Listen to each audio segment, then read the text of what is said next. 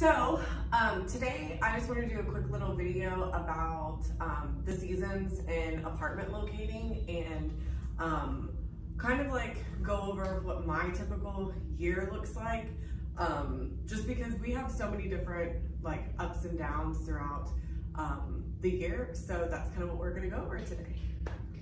So essentially, I'm normally really busy during the month of November, December, and January. We're also really busy in the time frame of probably maybe April to about August. So there's really only a couple months throughout the year that aren't super busy.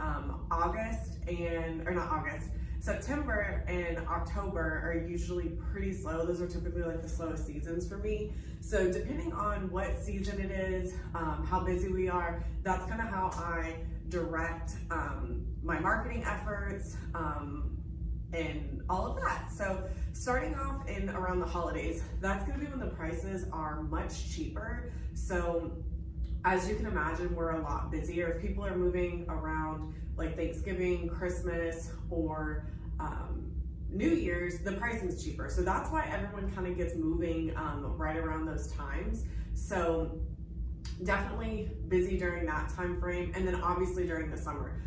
I don't know why in Texas people want to move during the summer, because I sure as hell don't ever schedule my moves around the summer, but pricing's normally more expensive during the summer, especially right now. I mean, we're seeing that pricing is $300 to $500 more than what it typically is. People are telling me that they're getting their renewal letters for their apartments and they're offering a $300 increase. So it's just absolutely insane right now. But what I typically do is I know that I'm going to be busy during the winter season. So I really ramp up business during that time, just so it starts me off in the beginning of the next year with a lot of money coming in. I know in 2020, which, obviously everything in the world shut down. It was, the height of when COVID happened. I had already focused in 2019 from like November to December, really pushing hard for my business. So the start of 2020, I had so much money coming in that it wasn't even a big deal that, I wasn't, that like the world was shutting down. I actually made more money in 2020 than I've ever had in my career. So I've been doing real estate for 6 years. So that just was so crazy to me. While everyone was going through a lot of changes, a lot of people were losing their jobs, I actually did the best that I've ever done that year. So that was just kind of an interesting thing for me. But the reason why that happened is because I focused a lot at the end of the year to get started with the next year to be really busy, which obviously that's always our goal. But I've noticed a lot of people in real estate will like slow down their business during the holidays, because obviously we're self-employed and we have other stuff with family and friends going on during the holidays. But so I always start my year super strong by focusing really hard in November, December. I have a lot of clients moving. So that's kind of how I start my year off strong. So that will bring us into, January, it's still pretty heavy. February, March, not as much, but it's still moving. And then once you hit basically April to August, it's craziness. Like there's typically move-in specials, and a lot of people try to move, but like I said, not right now. But so that's kind of how, things are crazy during that time frame. That moves us down to September and October. Since those since those months are typically slower, those are the months that I really spend on marketing. Like I'll be heavy on posting on social media. I'll be heavy on content creation. So I'll be getting videos created, made.